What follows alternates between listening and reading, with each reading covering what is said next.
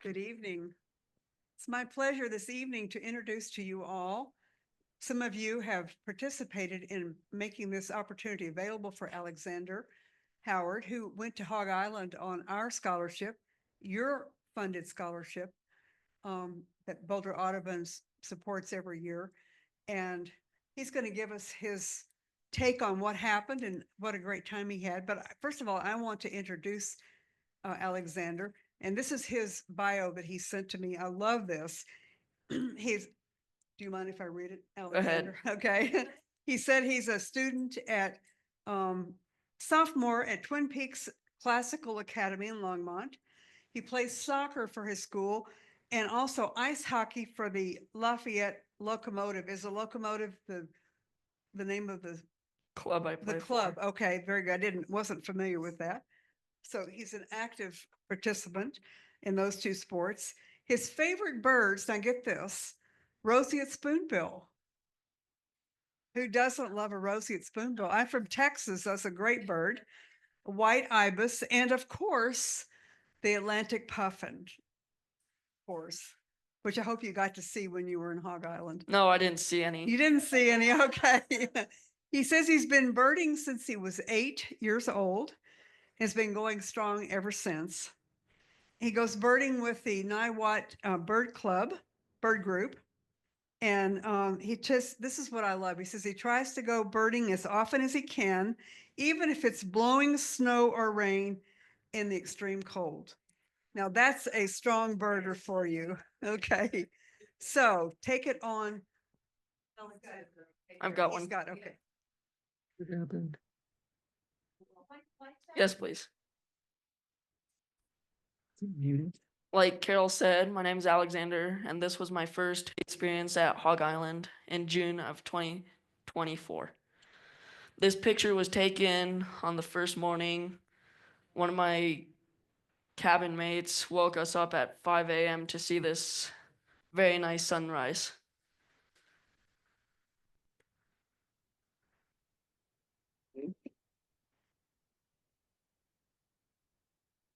This picture on the bottom right was where the boys slept. It was called the Queen Mary Labs.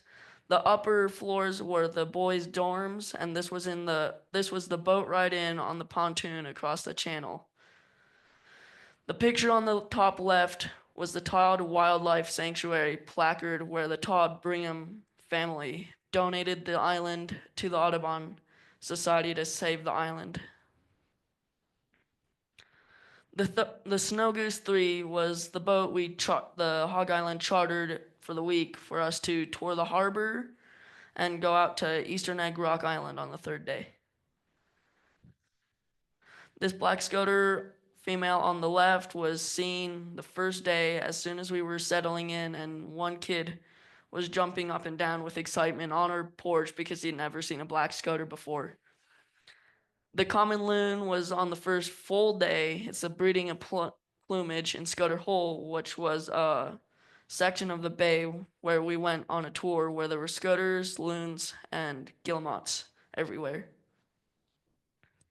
These harbor seals were also seen on the first full day on a rock island while touring the harbor on Snow Goose 3. The white one is a pup with the adult on the background. They were all just chilling on the rocks. These common eider males were also seen on the first full day of camp when we were touring the harbor. We can also see double-crested cormorants on the left. And the weather wasn't great for sailing. As you can see, the water's a little bit bouncy and not great for photographs from the boat. The surf scoter male seen in this picture was seen throughout Scoter Hole with a whole bunch of others, and the funny thing is, it came up right next to the boat. The captain cut the engines, and as soon as the noise of the engines cutting, the scoter took off. This long-tailed duck female was also seen in Scoter Hole, probably 50 feet out, but when the captain slowed down and cut the engines, they didn't take off. We could see them actively feeding. We even saw one catch a crab or lobster or some other little sea-dwelling creature like that, and it ate it in one bite. Before we went on the tour, we did some bird banding. We used mist nets and audio recorded male bird calls because it was the warbler's breeding season. On the left, there's a male Blackburnian warbler, and the funny thing is with these warblers, you would hear them call, you would see them bounce around in the trees, and then you would see them hit the net, and everyone get so excited, like, oh, we got one, yay! But even like excited, more excited. This is on the right, there's a black-throated green warbler male, and the funny thing with this one was we saw it fly into the tree, it flew into the net, bounced off, went back to the trees, flew in, bounced off the net again, and flew back. And the third time we finally caught it, and everyone was like, wonder what's going on in this bird's head. If it doesn't get caught the first time, why was it come back? So we banded it and released it. The same day, we caught a golden crown kinglet seen on the left, and it was probably the size, I don't know, maybe 4 inches long and not even 5 ounces. It was very small, but when you got to touch it, it was soft and like did not want to be touched. It just wanted to be released. We also caught this northern parula male on the same day, and it was not a happy camper. As you can see, it bit her finger while she was holding it to band it, so it was definitely not a very happy bird. We also caught a hermit thrush and a dark-eyed junco. The hermit thrush was the biggest bird we caught while mist netting. These Atlantic puffins were seen on Eastern Egg Rock Island, which is a 7-acre island off the coast of Maine, about 6 miles.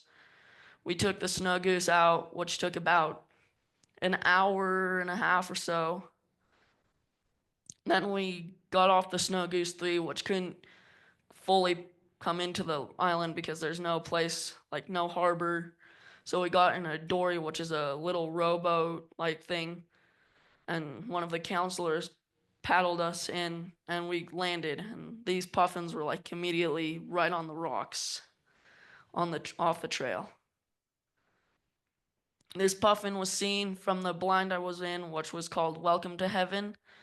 This puffin had just come in from the ocean with no luck that I could see, with fish in its mouth, and it was just sitting there posing. And then this puffin, we can see the water's really calm, so with no wake action. So in the bottom we can see the bottom of the picture we can see its reflection a little bit. This puffin was cooling off because on the island it was probably 80 degrees or hotter. This puffin was seen drying off after coming back from the ocean as well. We can see the puffin on the left with its back to us has both its legs banded, and we can see at least one band on the puffin on the banded leg on the puffin on the right, but we cannot see if the other leg is banded as well. This common tern adult on the left was sitting on an intern's tent in the base camp, and they had apparently named it the garden tern because they nested in their garden. So there were chicks like sitting in the garden, vegetables and stuff. And on the right, we can see common tern chicks, which were seen immediately as soon as you stepped onto Eastern Egg Rock from the dory. They were probably about the size of a regular chicken egg. And if you didn't look where you were going, you had to walk sort of like this, so you wouldn't step on eggs or the chicks. So you had to watch where you were going, or you were going to step on one or something else. We can see on the left more common tern chicks. This one was the only one that was still out, but we can see some in the background looking for food from one of the adults. This was another common tern adult, which we caught and banded one of the chicks. And the chick was not even the size of it was probably 2 days old. It was still wet a little bit. And when we touched it, you could feel it was damp and it was so soft. And funny story with it, it pooped in one of the intern's hands as soon as it got picked up. And the common tern adult on the right, you can see one of its legs is banded. These black guillemots were also seen from the blind I was in the last hour or so of the trip to Eastern Egg Rock. The guillemot on the left was sitting perfectly, posing, as it had waddled up there probably 25 feet away from me because they couldn't see me. The guillemots on the right, the two in the front with their mouths open, they were cooling off, which is called panting because it was such a hot day. And the one behind it had its mouth open a little bit, but not as wide as the two in the front. The guillemot on the left, again, was seen from the blind, and its waddle was so cute because it waddled up onto the rock, it slipped a little bit, and then it got itself back up. And the adult guillemots on the right, were seen in Scoter Hole on the way back from Eastern Egg Rock. This Arctic tern was seen as well as soon as you stepped off the dory onto the Eastern Egg Rock. It was watching over its nest. These terns were not as aggressive as the common terns because there weren't as many, and their nests were a little bit farther off the trail. So they weren't as intimidated or aggressive towards us when we were hiking up. And the funny thing about the common terns is that when you first stepped on, you would be surrounded, and they would start dive bombing you because they were trying to protect the chicks, and they didn't know you weren't there to harm them, but they would just come down at you. They would get in your face. Apparently they learned how to pull hair if you didn't have your hair up. So that was sort of funny, we learned. This laughing gull on the left was a breeding adult on the island, chilling in the base camp area. We learned that the interns are trying to get rid of all the great black buck gulls and laughing gulls on the island because they're destroying the guillemot, puffin, and tern colonies because they're eating the eggs and chicks. And the terns can't do anything because the gulls are so big, and the terns are not very big. They're probably the size of puffins. This eastern phoebe was seen all week, and it was seen and photographed the last day because how it is photographing little birds and flycatchers. They never sit still long enough. And this adult phoebe had nesting material in its mouth, and since it was nesting under the Queen Mary labs, you could hear the chicks begging for food as you saw the parents carrying food and nesting materials to them. This male yellow-bellied sapsucker was seen on the 4th full day of camp when we went to Maine, Maine, to do some birdings, and it was the adult's turn to go out to Eastern Egg Rock. So this male was feeding the chicks in the hole, and you heard 2 or 3 chicks begging for food every time the parents left. There were male and female feeding, and as soon as they would leave, you would hear the little chirping continue and start up again. But this was at a place called Hidden Valley. Also, on the way back, we stopped at an ice cream place since it was over 90 degrees on mainland Maine, and we birded along the way and at the ice cream place, just trying to get as many bird species as possible. And the counselors get news, oh, you have to stay because the power just went out on the island and there's no air conditioning, so we just are staying at the ice cream place till the Harry C comes back on. And we see purple martins flying all over the place up there too. This was a bald eagle we saw in mainland as well. It was overlooking a bay to a lake with geese and mallards and other ducks and stuff. It was sitting so perfectly until a car drove by and something scared the eagle, so it took off. And like as soon as the eagle took off, all the other birds took off, and it was so cool, like just seeing what the eagle did. And we went to a fish ladder where there were hundreds of herring gulls eating the alewife running upstream. And one of the herring gulls caught a fish and like was eating it, as we can see it in this picture on the right. It's eating an alewife, and the way the other gulls would come in to try to get a piece, and then this one adult would like rear up and get all defensive about its fish it caught and like chase them all away, and then they would come back in to try to get a piece and then would get all defensive. We saw black-crowned night herons there too, looking for handouts, and the gulls weren't just looking for like the fish they were trying to catch, but also from us campers, because a couple of kids had food left and they were like all over the place, like surrounding us and other stuff like that.